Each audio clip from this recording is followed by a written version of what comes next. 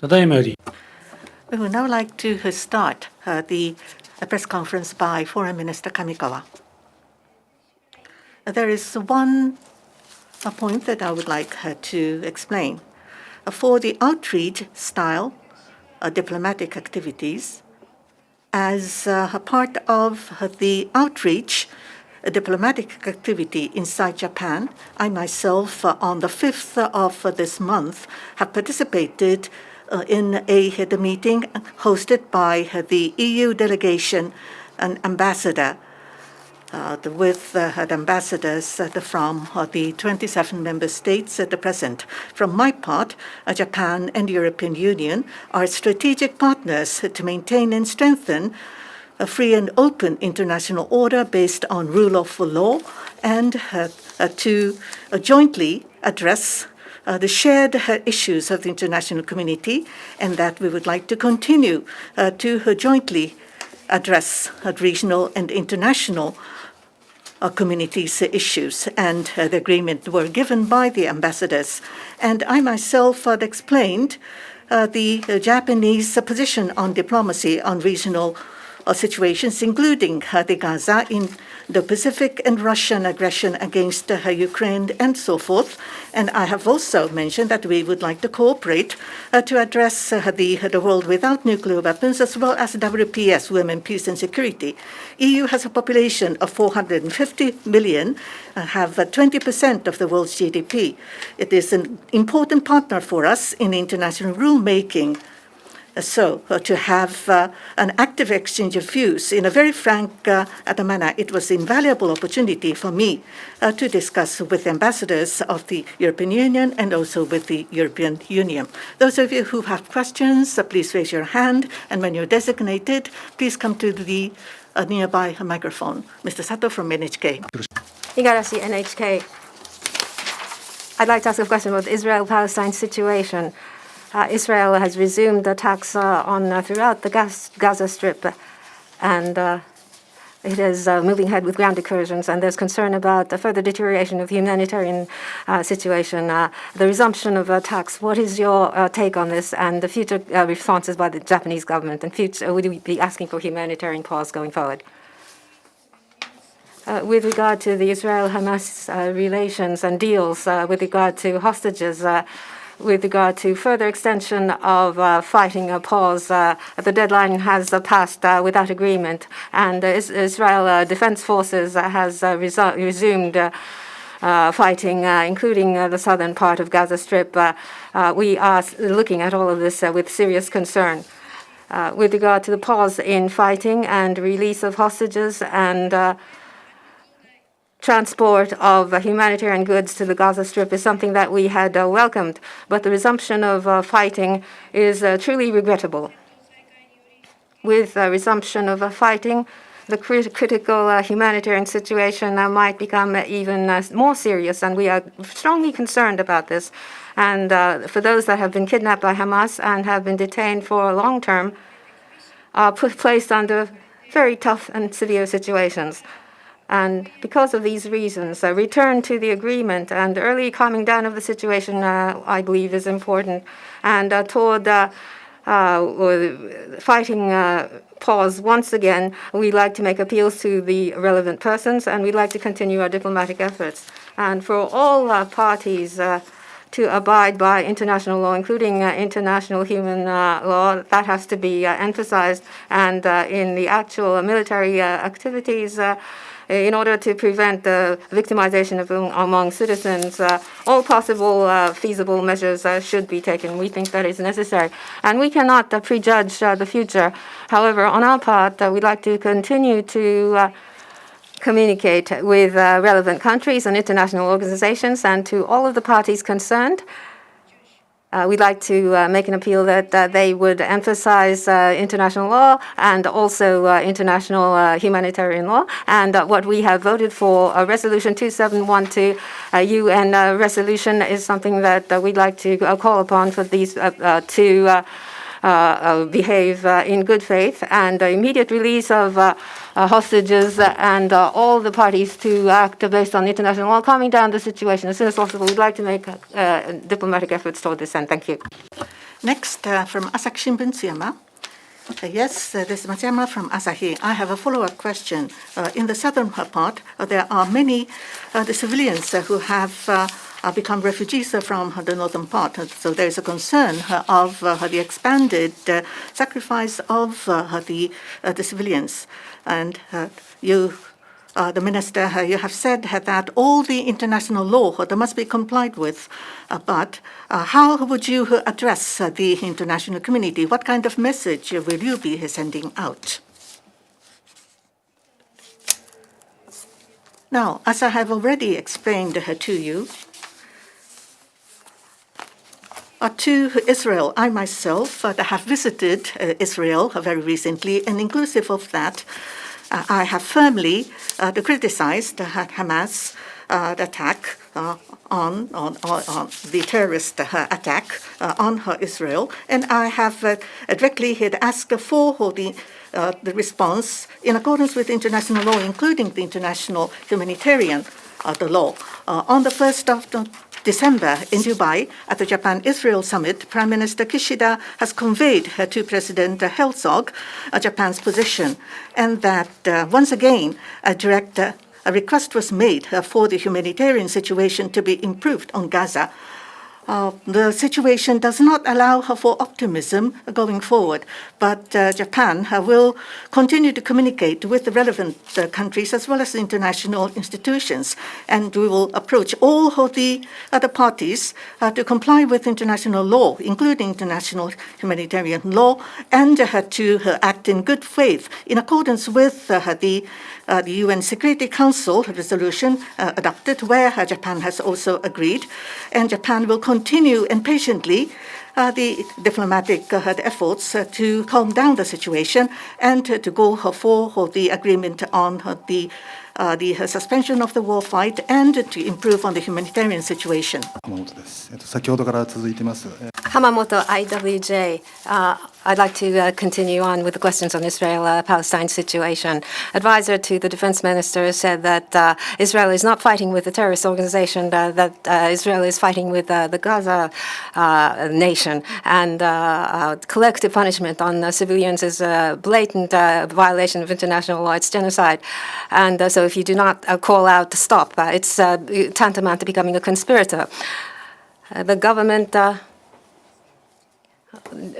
does not the Japanese government feel that they should take measures to immediately stop with the violence, even if it means sanctions imposed on Israel?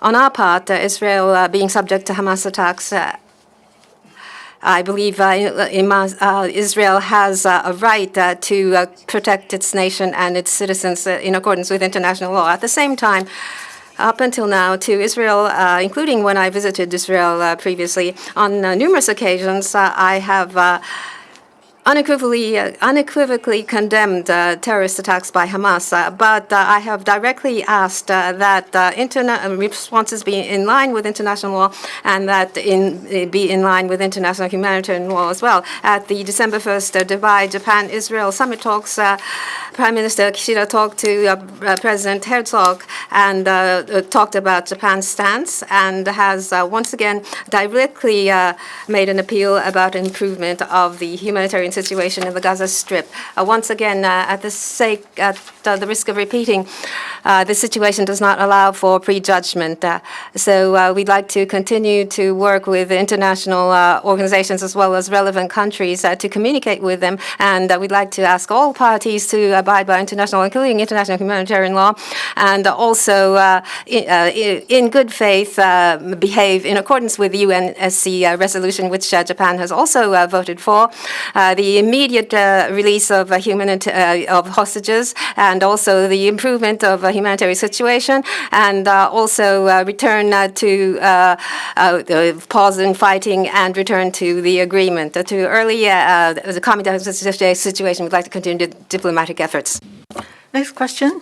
This is the Miljan Ahmed Hulkan from Anadolu, the news agency. Israel launched its attacks on Gaza Strip again. Does Japan feel the need to call on Israel for humanitarian pause or ceasefire in order to prevent any massacre? the death toll has exceeded 15,000. Is Japan continuing its efforts to go for ceasefire?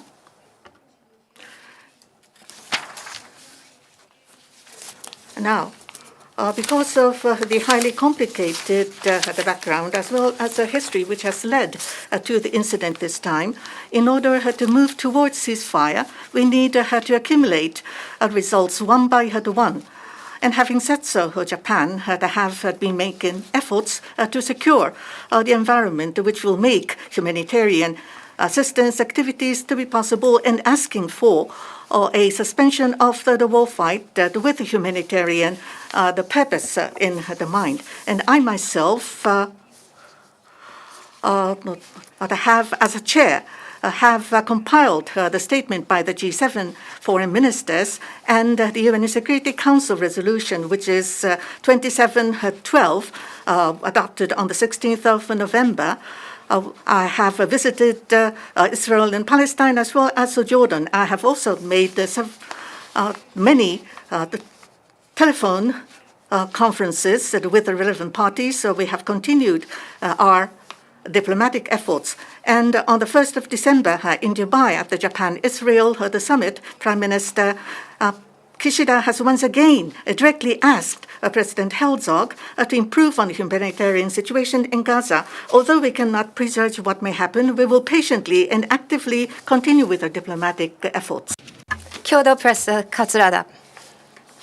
Changing the subject on the NSC, I'd like to ask a question about NSC. You are a member of the NSC, and the NSC celebrated its 10th anniversary.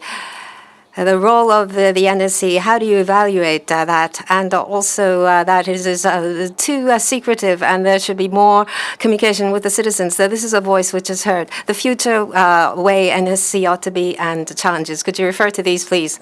With regard to the NSC, you have asked about the 10 years after its establishment. NSC was established in 2013 in December. And yesterday, on the 4th, it celebrated its 10th year. Up until now, after establishment, over 330 times, NSC has convened.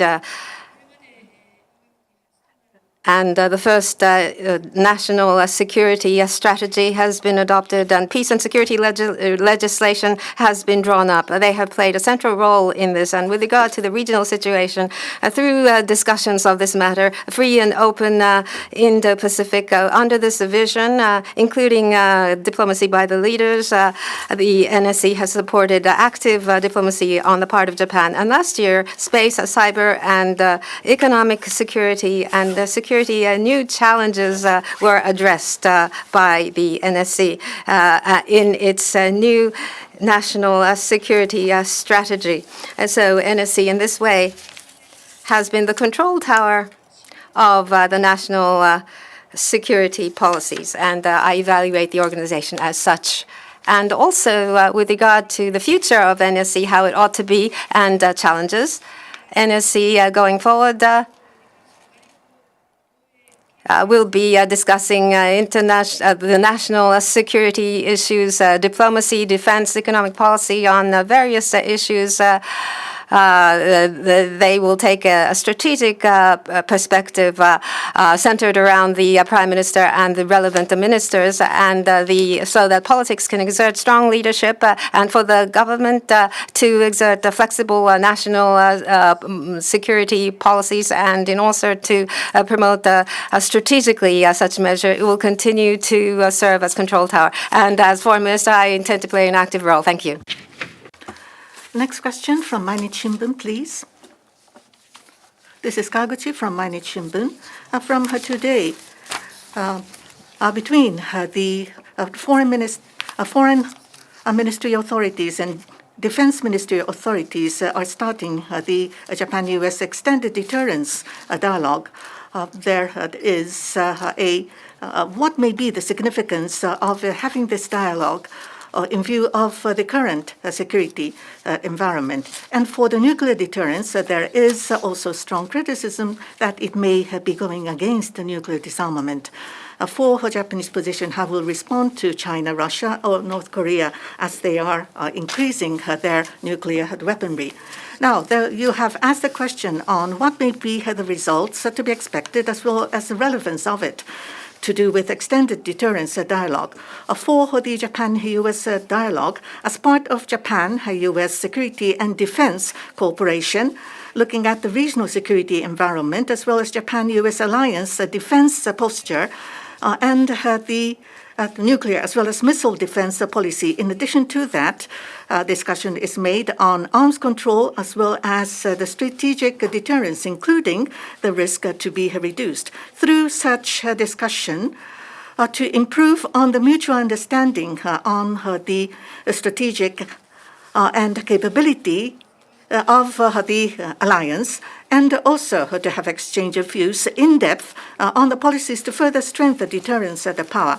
The dialogue will continue until the 7th of this month, and we will have exchange of views on the issues that I have mentioned. You have also asked how will Japan respond to those countries who are increasing the nuclear weaponry.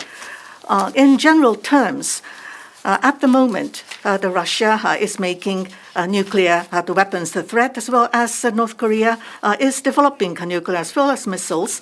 The security environment surrounding Japan continues to be very difficult. Against this backdrop, in order to completely defend the life and assets of the Japanese people, we need to squarely face the reality and to secure the security, including the extended deterrence by the United States, which is indispensable for Japan. And we need to try to make the reality closer to our ideals of creating a world without nuclear weapons. There is no inconsistency in these thoughts. Now, against this backdrop, for the government, under the national security strategy which was formulated at the end of last year, we have been drastically strengthening our defense capability and further strengthen the response and deterrence power based upon the alliance. Thank you. We'd like to conclude the press conference. Thank you.